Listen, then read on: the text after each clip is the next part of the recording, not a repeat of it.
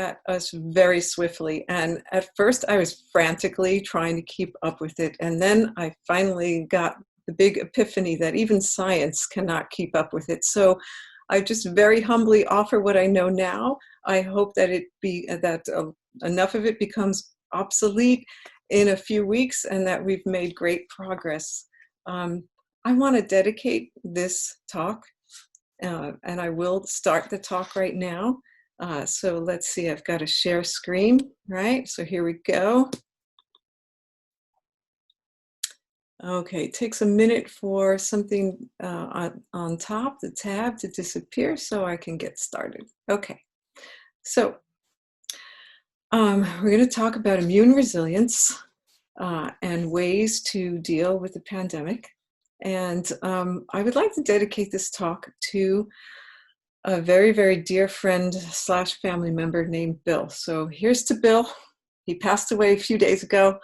And here's to all of you. Thank you for being here. And let's share information. Who is most vulnerable? There are people with inflammatory conditions. For example, they have elevated levels of cytokines. We're going to be talking about cytokines a lot this evening. What are they? They are messenger molecules that the body uses to make changes in the body. Many of them are inflammatory because they have to do with warning the body, the immune system, that something is entering that needs to be handled. Some cytokines are anti-inflammatory, but we're going to be mostly focusing on the inflammatory types. And they can predispose someone. I don't know if you'd heard of the cytokine storm that people with the deathly form of COVID-19 deal with. That is when the cytokines just become so excessive that they fill up the lungs, and then it's difficult to breathe. So we're going to talk about ways to tame the immune system. We don't want it to overreact. People with immune deficiency, for example, some people don't make enough antibodies, so it's difficult to make antibodies to a virus. Some people have hidden tick-borne infections or mold toxins that their immune system is dealing with. And then what does that become? It becomes a load, a burden for the immune system, and it's busy putting out those fires. And so then it becomes difficult to fight an incoming virus. People with mood disorders, they have high levels of cytokines. And those are the people that you can best help. Altered sleep patterns. Sleep disturbances cause an increase in an inflammatory cytokine called NLRP3, which they have found is associated with the ability of the virus to attach to the lung cells. So get some sleep. Make sure you sleep. Harmful lifestyle habits include smoking, and that would be weed or cigarettes, just because of the lung particulates, and then a sedentary occupation. Vitamin, mineral, and cofactor deficiencies. It's astonishing how many people are walking around deficient in the very nutrients that keep the immune system working well. And I include children in that. I see a fair amount of kids, and they walk around, and kids with mood disorders, and they are walking around with vitamin, mineral, and cofactor deficiencies. I'm going to zip through some of these slides, so we're going to send them to you later, and if you have any questions at the end, I'm happy to answer them. The next slide. In this slide, I want to just step back from that slide, take a look at it. It's showing the connection of the gut to the brain and the brain to the gut. We call the gut the second brain and the brain the second gut. And if you just step back and you look at the purple rectangles on the bottom, that represents the lining of the intestine. And then if you look way up the top, you'll see a pictorial of the brain. And you see arrows going up and you see arrows going down. And in the boxes, you see all of these acronyms. And those acronyms, again, they represent names of cytokines, those messenger molecules. And when the gut becomes inflamed, the brain becomes inflamed. And we say that leaky gut can cause a leaky brain and can lead to mood alterations and mood disorders, altered neurotransmitters. many metabolic changes in the body. If you see right in the middle there, you'll see the word cortisol. So stress, how does it impact us? It can cause a leaky brain. It can cause a leaky gut. All of these things tie in together so beautifully.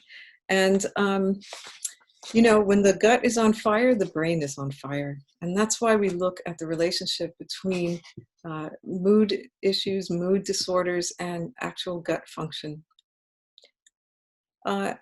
This slide just mentions that, again, the anti-anxiety, antidepressant medications have spiked since the COVID-19 pandemic, 34% at least, and that was only as of April. I'm sure it's increased. Also, I don't know if you have had livelier and disturbing dreams during this pandemic. I can vouch for a few of those, and there are actually studies that are tracking those right now. We not only have to be concerned about preventing the virus or handling it if it occurs, but we also need to be concerned about the post-viral syndromes, which include a type of depression, a type of dementia. Again, those acronyms below that represent some of the elevated cytokine levels, those inflammatory molecules that are associated with this, because to get rid of the virus, many people have to go through or survive, a massive onslaught of those. There are also autoimmune sequelae. For example, the Kawasaki-like syndrome that is mostly in kids. Some people wind up with a post-viral pulmonary fibrosis. And again, depression. And so we want to address how to handle those. In this slide, I pulled a study linking severe infections as risk factors for mood disorders. And autoimmune diseases do that as well. So people are really going to need you, if you didn't know that already. They need your skills, they need your compassion. Everybody seems to need compassion right now in this time of blight and social upheaval. So it's going to be a massive increase in need for psychological services after this is over. So what are the keys? Okay, we want to talk today about how do we reduce inflammation and how do we increase immune tolerance. For example, if the immune system overreacts, then we're dealing with cytokine storms. So we want the immune system to be somewhat chill. We just want it to be, handling things appropriately to avoid those cytokine storms. People with pre-existing depression already have some of these inflammatory cytokines that are associated with depression. And we don't know exactly if they cause depression or if they are a consequence of depression, but they're there. And then a person will get reduced serotonin, and that will be stressful for the body. So cortisol will increase, and then a leaky gut will increase, and then the immune system tissue called GALT can start to get riled up.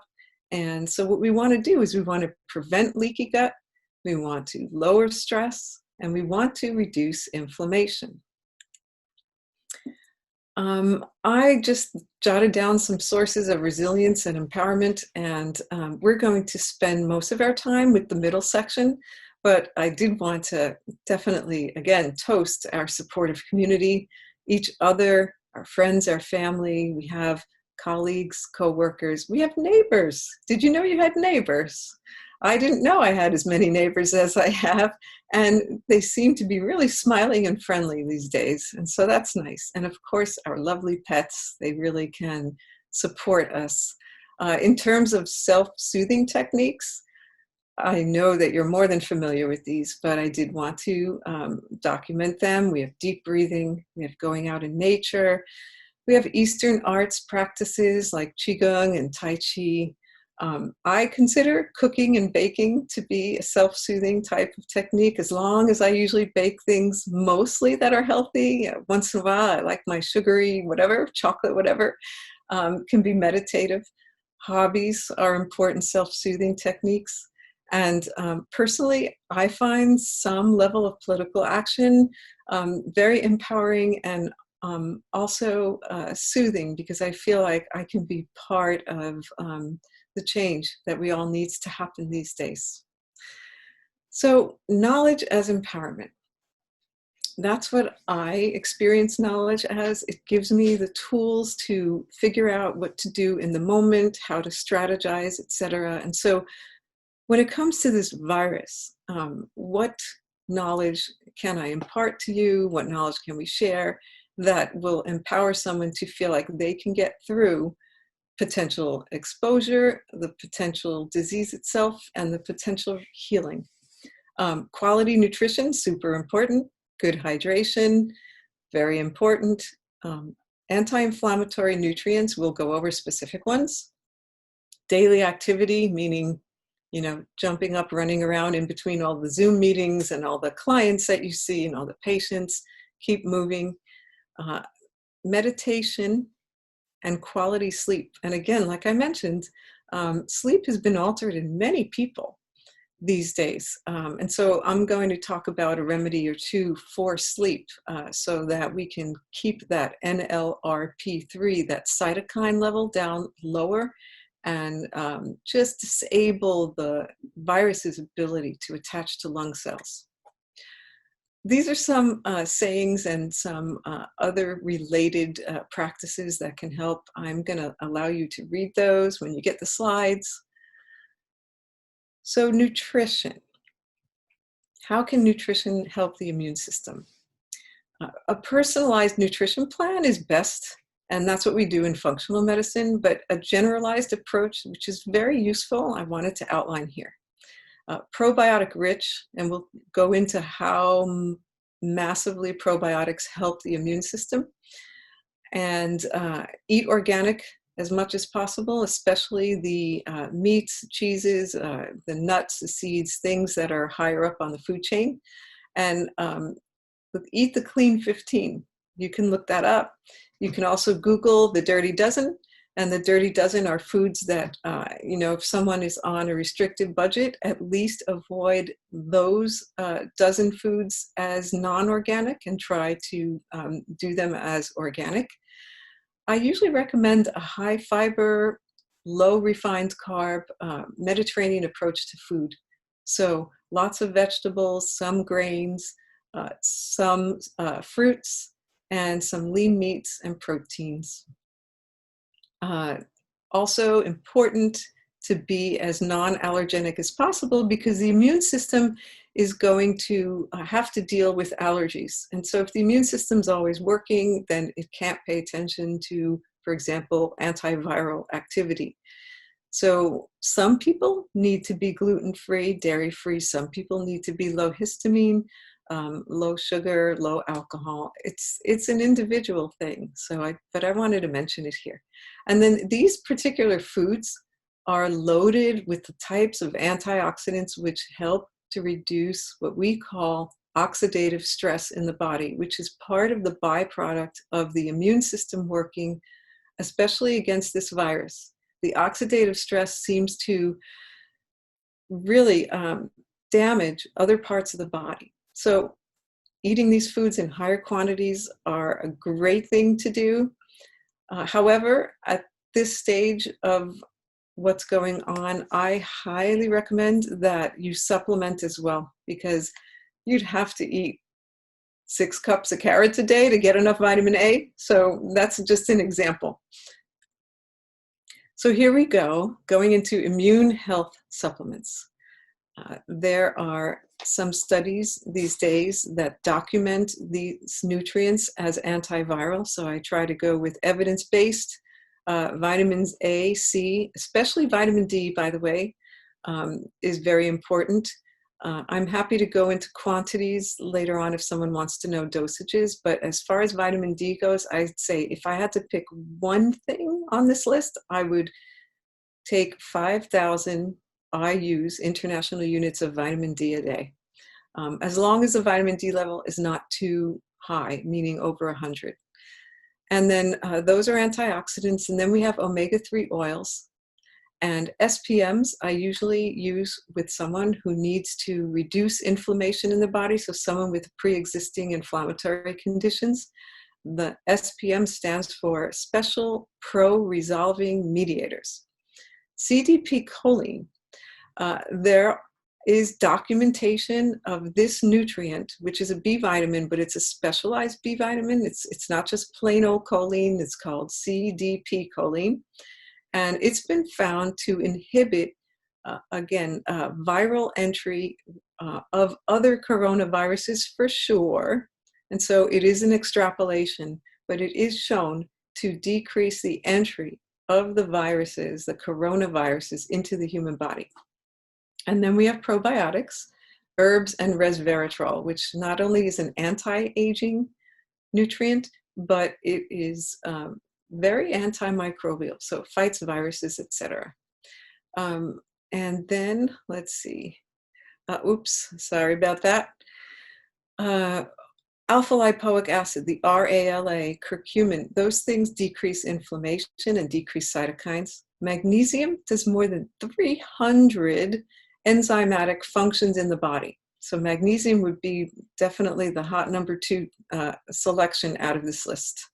Selenium prevents leaky gut, and it's also anti-inflammatory, as is zinc, which heals the gut. And it's so important to the body that when we take zinc, our body sequesters it away from the virus, and then the virus cannot survive. So that's why they think zinc is so antiviral. You know, we've taken zinc for a cold. Okay, it's that the body will start to take the zinc away. It will not allow the virus to have any zinc, and then we can heal tissue. So there are, fortunately, some optimistic progressive trials ongoing right now, and they're going on in other countries. They're going on at Yale. There is a group called the FLCCC, Frontline COVID Critical Care Working Group, a small group of 5 critical care physicians, and they implemented something called the Math Plus protocol. It was a small study. They had 19 people, but they already had the virus. They were seriously ill, and 17 out of 19 survived. And they did IV cocktails of nutrients and then these medications, methylprednisolone and heparin. And of course, they gave them oxygen. And so people are looking more seriously into those type of interventions. When someone has COVID-19, the big 3 to address are hyperinflammation, hypercoagulation, meaning blood clots, you've heard of that probably, and also the lack of oxygen. And there are studies going on now about plasma donation, and that's one reason why some people want to know if they have the antibodies, because they want to become plasma donors. They have found very promising results with that, along with remdesivir, which is an antiviral medication. Hydroxychloroquine has been really frowned upon by science, although I heard, this is hot off the press, I heard that the journal, The Lancet, which is a very stodgy, reputable medical journal, just pulled and rescinded the study that decried hydroxychloroquine and said that it was harmful, only because the authors of the study refused to release their data. So they said they couldn't. So we'll find out more about hydroxychloroquine as we go on. This slide I included for you so that you could track it and go bullet to bullet point regarding how inflammation can contribute to depression by altering neurotransmitter metabolism, and how endotoxins, which are toxins made by bacteria and viruses, can trigger immune activation. So it's important to know that the gut microbiome helps maintain the tight junctions that prevents this from happening. So one of my favorite topics, the microbiome. How does a microbiome influence health? Again, it can positively alter mood and increase the production of neurotransmitters. The microbiome is protective of the mucosa of the mouth, the lungs, the sinuses, and the nose. We have microbiomes in many more places than just our gut. In the heart, a healthy microbiome can prevent sepsis. And so we're postulating, and the Chinese did a study as well, in terms of preventing COVID sepsis, and it repairs the liver. Microbiome has to do with nutrient absorption of amino acids, fatty acids, and calcium. And the microbiome, when it's healthy and balanced, it prevents a leaky gut. And it can also prevent infections such as vaginitis, etc., prostatitis, etc. The probiotics themselves, which are the little critters, the good bacteria that we can take, they compete with harmful organisms. So the pathogenic organisms that come in on the food we eat, yes, they do. The air we breathe, yes, they do. The drinks that we drink, yes, they do. The probiotics actually compete with those, and it's like an ecosystem down there. It's like a rainforest. And so if the probiotics there are in high quantity, they can kind of shade out the other pathogenic organisms and prevent them from taking hold. Probiotics also keep that gut barrier nice and functional. They produce those amino acids and fatty acids that we talked about before. They aid in digestion, cellular nutrition, they decrease inflammation, and they have many beneficial immune effects, the time of which we do not have to cover here. And then probiotics, again, as we mentioned, there's a special class of probiotics called psychobiotics, and there are specific ones that are associated with the alleviation of depression. Testing. So right now, there's a lot of talk about the COVID-19 testing. I also do other types of tests on patients who come in that want to handle and strengthen their immune system right now. And I do certain markers to look for areas of inflammation. And the reason I do it is because there are some very positive things we can handle and to decrease those markers in real time. And so we look for anything that's a problem, and then we try to extinguish it right away. Infectious disease testing is also on that list. Of course, the SARS-CoV-2. We test for tick-borne organisms. We test for mold toxins because they place a great stress on the immune system.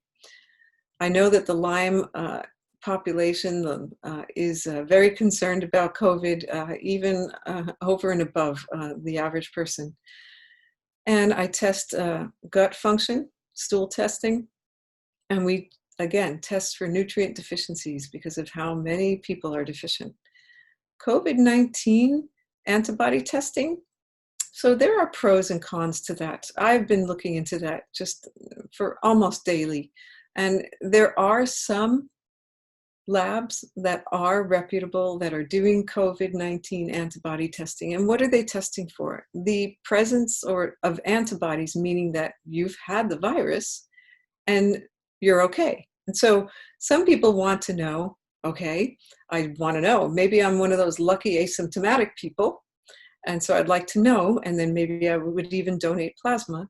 Some people had strange symptoms like loss of smell or taste, and headaches and chills, etc., in the early winter or even late fall, and they want to know, hey, was that COVID-19? Was that the coronavirus? So the pros of that is if you test positive, then you know that you survived. Okay. If you test positive, though, it has to be with a good lab that is not only specific, but also sensitive. I found a couple of labs that I trust. And the reason that doing the testing and finding out that you're positive could be very negative is if the test does not have a high specificity. Specificity checks for false positives. In other words, if you do the test and you test positive, then you think, hey, I'm protected. Now, we don't know if someone gets 100% protection from having antibodies, but we're kind of leaning in the direction that Having antibodies means you're immune. But suppose a test that is done has a high false positive and someone thinks that, hey, I've got the virus already, I'm okay. So you can still be vulnerable. Just wanted to mention that. What are the ways to prevent COVID-19 transmission? I know some of these have been repeated over and over. I wanted to go into digging a little deeper into prevention so that you can try to make decisions based on information as you go through the day, because as we go through our day, we have decisions to make in the moment. How long do I go here? How close do I get to someone, etc. So in public health, we talk about harm reduction models. And there's an acronym that you can think of called PAT, which stands for particles, activity, and time. And when it comes to particles, of course, if someone that had the virus sneezed in the room that you're in, you have heavier droplets, etc. But they're even talking about how sitting in a room without a mask on and just talking, after a certain amount of time, the number of particles becomes a load on the immune system, and that's when someone can be infected. In terms of activity, is a person outside and walking, or are you indoors, close to close face to face, working on something together? That is also something that needs to be considered. And regarding time, there are some epidemiologists talking about time in units of 10 minutes. And so they say, consider, the particles, wear a mask to reduce the particles, consider the activity that you're doing, and then also consider the amount of time. They're considering every 10 minutes a unit of time. Also indoors. As the temperature drops, the virus actually, so far as I know, increases in stability and transmissibility. And so sitting inside an air-conditioned room, the particles can go through air conditioning, etc., and just build up over time. The best is to be 6 feet, although I've heard 12 feet, outdoors or indoors if you have a brief encounter and wearing a mask. Herd immunity. So when we have a vaccine and at least 65% of the population gets a vaccine, or with massive exposure, if 65% of the population actually winds up with coronavirus, then we will have herd immunity. And this will finally abate in terms of it socially, spiritually, physically, financially, etc., impacting the entire world. The number of vaccine trials is up to 133. So we're very hopeful, but it will take time. The next line, I wanted to include an epidemiologist called Aaron Bromage, and he writes some very useful and understandable blogs. One that I liked a lot was The Risks, Know Them and Avoid Them, but he's got a whole series, so I advise you to check him out. There's a good article in Science about reducing the transmission of SARS-CoV-2, and it breaks things down into practicalities. And then there's a site called masksforall.co, and that will give you the updates of state requirements for masks, but I implore you, wear a mask. Continue to wear a mask right now at this time. The next page is some more graphics about what masks can actually do to prevent transmission, and it has to do with preventing transmission that you may have as an asymptomatic carrier to someone else. I know that I hadn't thought of this until something happened to my husband. He was driving, and he saw an elderly man lying on the side of the road. So he immediately stopped the car, ran over to him, helped him up, walked him down the road to his car. Did he think about putting on his mask? No, it was in the car. So what I realized is that either I or you could need help, and if you don't have a mask around your neck or in your pocket, you probably wouldn't think of putting it on. It just is something that is kind of a new learned habit. So I wanted to read a quote of one of my mentors. He was the father of functional medicine. And he says this about resilience and the immune system, health and disease. Throughout your life, the most profound influences on your health, vitality, and function are not the doctors you visited or the drugs, surgery, or other therapies you've undertaken. The most profound influences are the cumulative effects of the decisions you make about your diet and lifestyle on the expression of your genes. So I like to think of genetics and our genes, our DNA, as being like a book. Consider it your book of life you got from your parents and from your ancestors.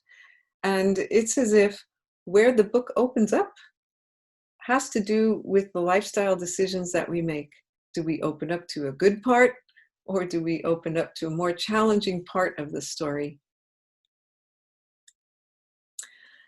In terms of the immune supplements that I mentioned, I imagined that some of you would like some specific assistance and specific resources. And so what I can do is send you an invitation. Well, here's the link here where you could register for this portal in which I can prescribe specific nutrients if I know more about your needs.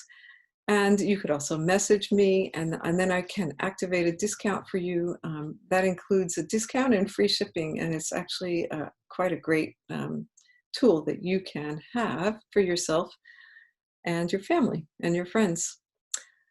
So this is it for my presentation. I wanted to leave time for questions.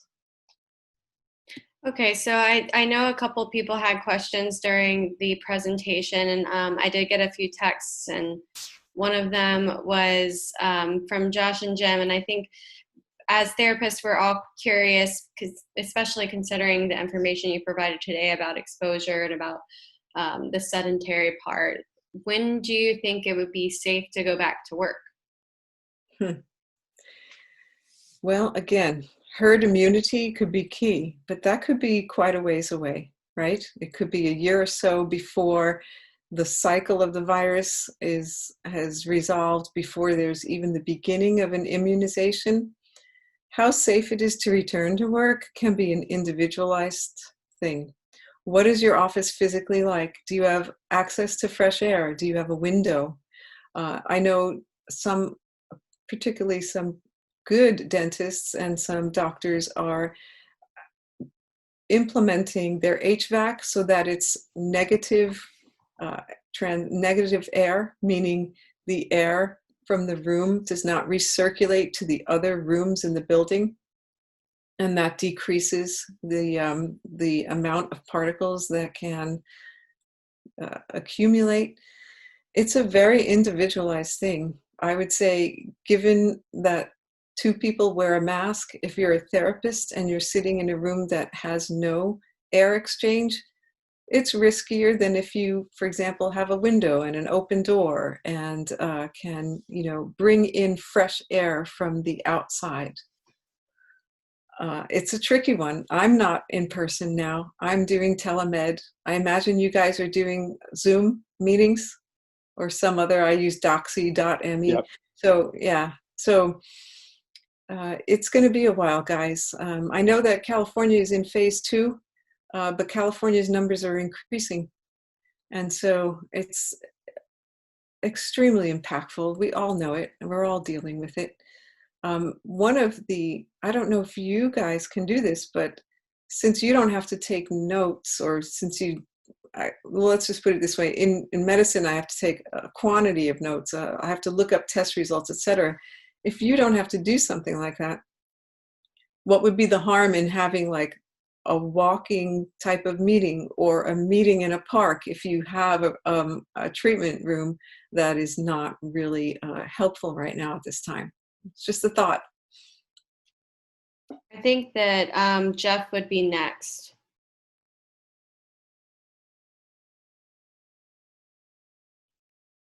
Jeff, do you want to tune in? Yeah, hi. Really wonderful talk. Thank you. I had a question about the antibody tests, which you went over.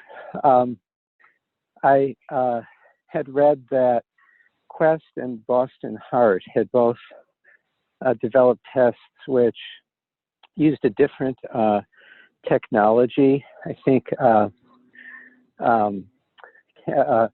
some kind of chemical luminescence rather than the ELISA assays.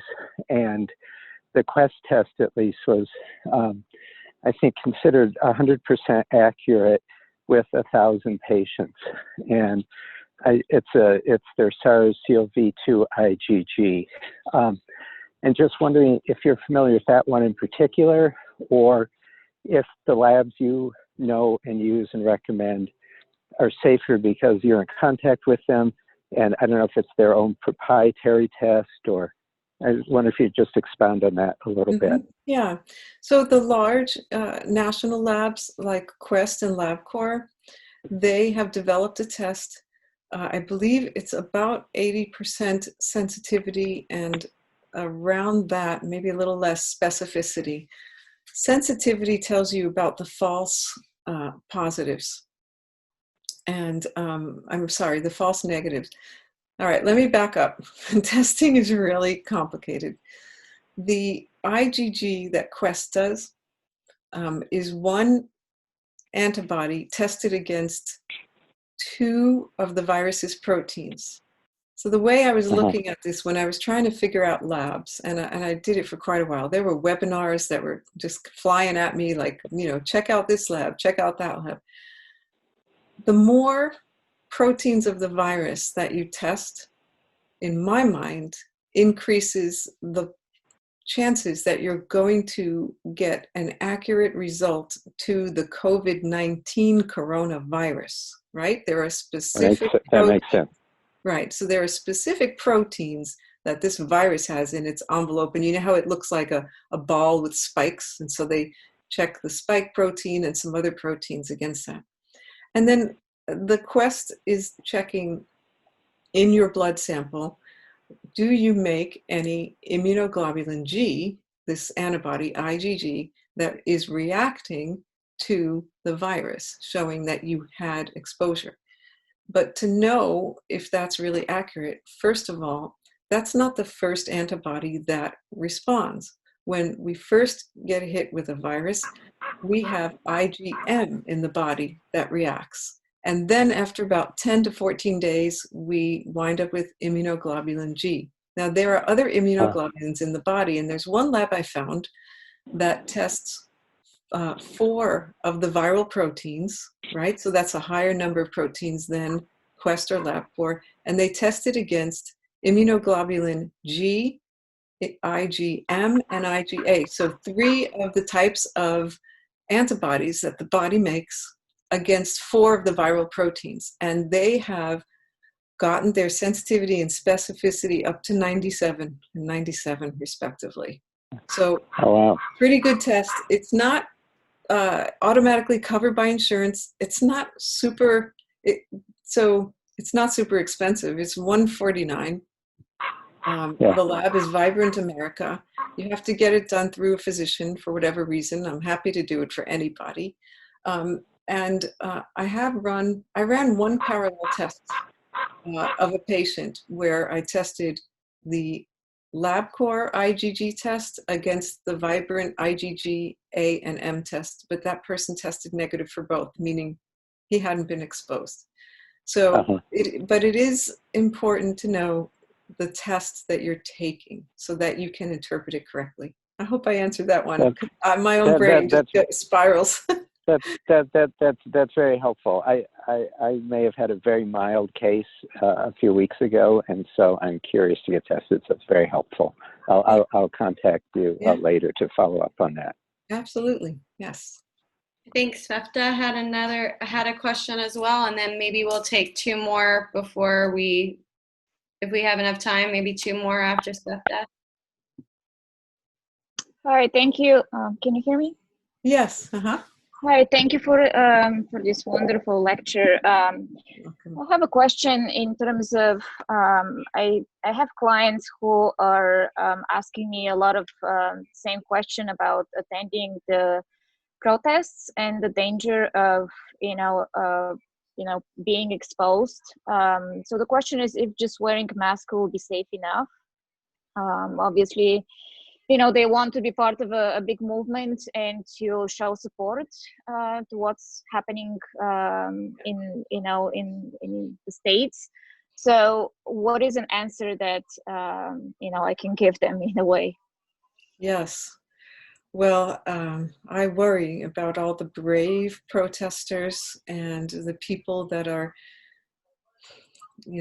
being exposed at this time because of the courage of their convictions. And what I recommend and what I have done in certain circumstances when I'm outside for more than just a few minutes is getting a hold of an N95 mask and putting another mask on top.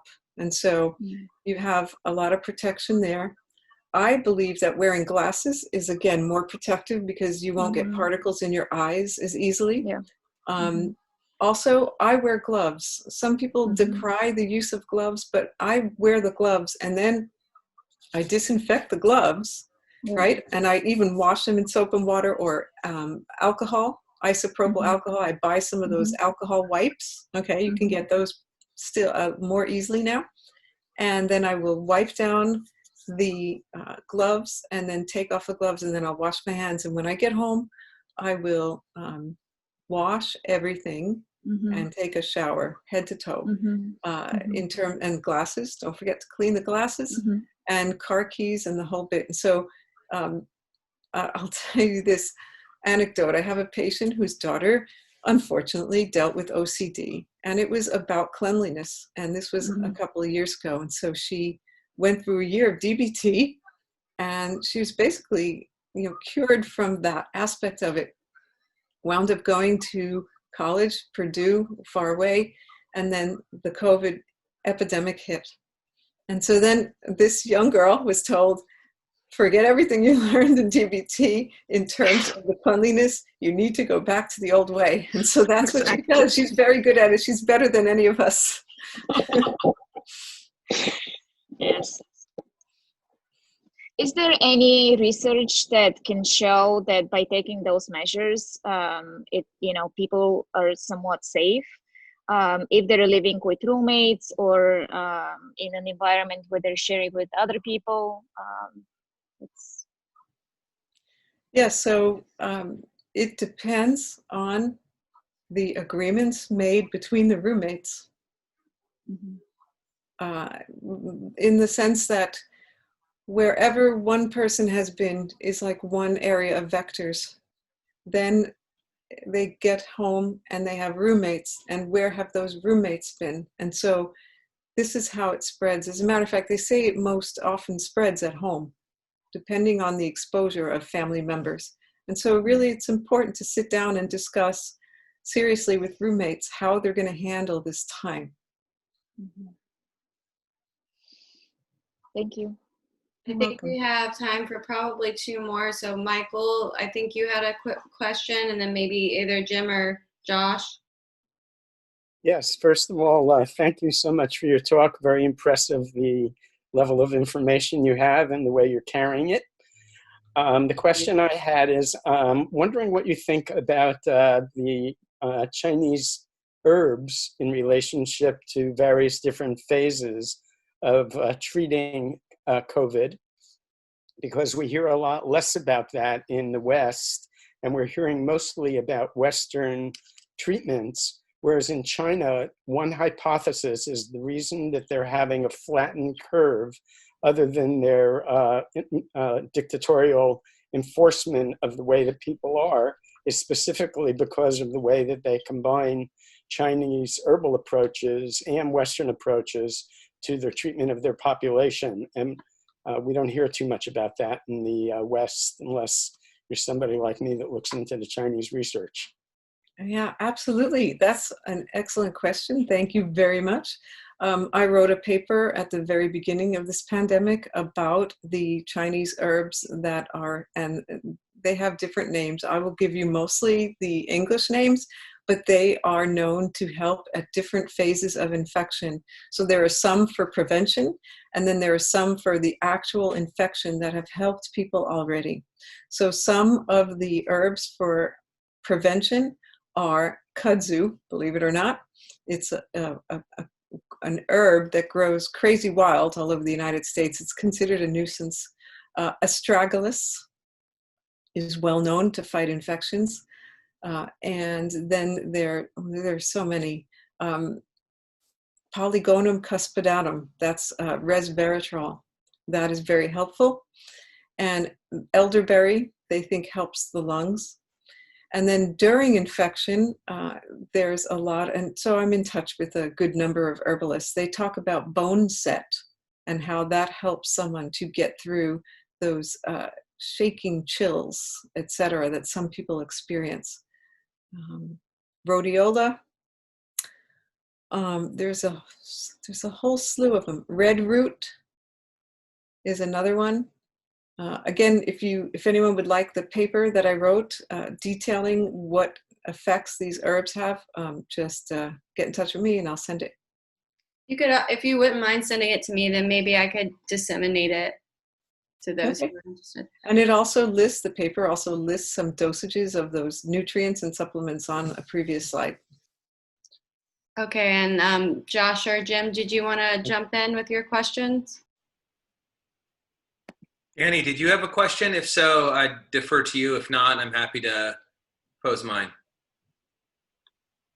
Daniel, you have to take off your mute button. Did you just say me? Yeah. Oh, boy. I saw you had posed a question, so I just wanted to make sure you had the space to. I didn't pose a question. I didn't pose a question. Oh. I just put that information out there because Hunter had suggested that we post our contact information in there. Perfect. Sorry, my apologies. Well, I've got a lot of questions. I'm trying to figure out which one to ask. I guess I'll ask one that's more personal. I've got 3 children, a 6-year-old, a 3-year-old, and an 11-month-old. And as I think about school next year and what makes sense for our children's safety, I'm very curious about, like, for the first time, homeschooling's come to mind.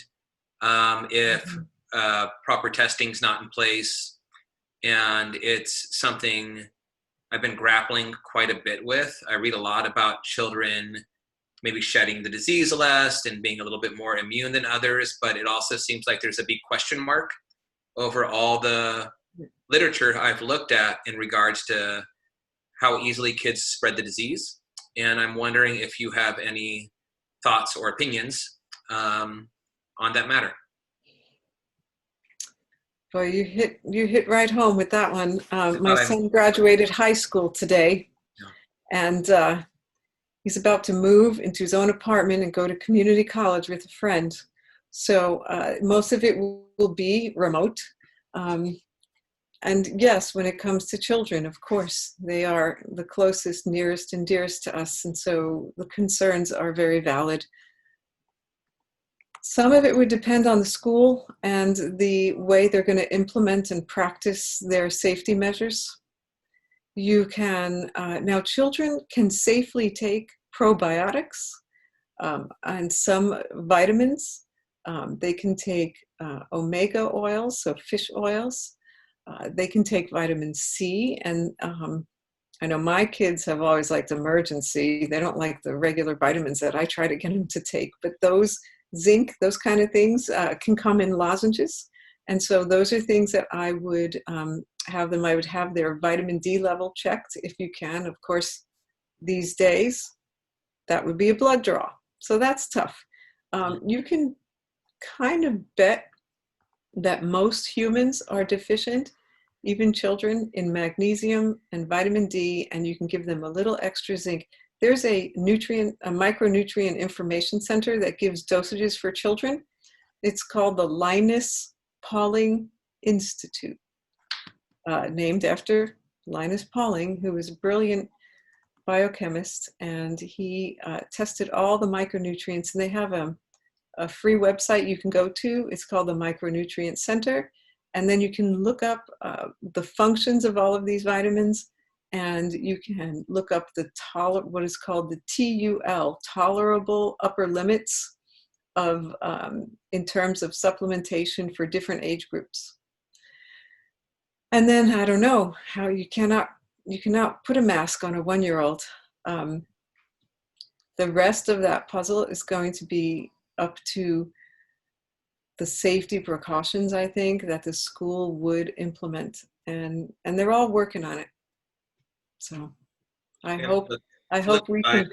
It's kind of a two-part question going to the other end of the lifespan. I've looked at research in the past that I thought just was mind-boggling, because I used to work in a skilled nursing facility that indicated the number one factor that determined length of life post-admittance to the nursing skilled facility wasn't the medical complications, but it was how many people signed in and out to see that particular individual. And to me, it just really speaks to the human need for social contact. And during a period of time where we're socially deprived, it's just these calculated risks seem impossible to make around what direction to go at any given point. I know they're very individual decisions that need to be made, but they also need to be made on a collective level to ensure safety of people in general. And I don't know really what the question is there. I'm more than anything curious about thoughts you may have in relation to that. So in relation to the elderly, you mean? Yeah, elderly specifically. Yeah. Well, as we age, the immune system doesn't function quite as well. It may overreact to things, or it may underreact. And so the elderly do need a special type of protection. Again, checking nutrient levels, supplementing with those, having someone be active, yes, having them feel connected, that's critical. And I didn't know if what you said, because I'm not sure of that study. Did you mention that people that have more visitors had less COVID-19? Is that what you? Not COVID-19. This was pre-COVID, that's for sure. But it was just visitors in general were a higher predictor of length of life post-admittance to the hospital than their medical condition was. And when I think about that, it just reminds me of the need for human contact and what a drive that is for people to live. And, it's so multi-dimensional and confusing to me. I get it. Parents who are growing older, and how to advise people who have parents in these facilities, things along those lines. Yes. Well, it calls for us to be truly creative. My friend Bill, the one who passed a few days ago, he was really a very long-time family friend. He was 94, and he was in a care home. And basically what I did, I used to go there and pick him up and bring him to Whole Foods. We'd have a cup of coffee. I mean, he used to live in my neighborhood, and then he was moved to the care home. So then COVID happened, and I had a sense of dread, like, oh, will I ever see Bill again? And so what I started doing was calling him up. I called him up more often, and I told him, okay, I'm on my way, and I'm bringing you a little gift. And I would bake cookies or something.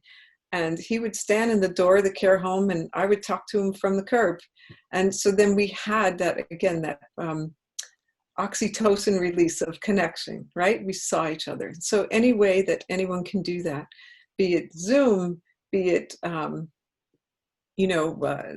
looking through the glass. I don't know if you've looked at any of these things on television where people have become very creative at being connected.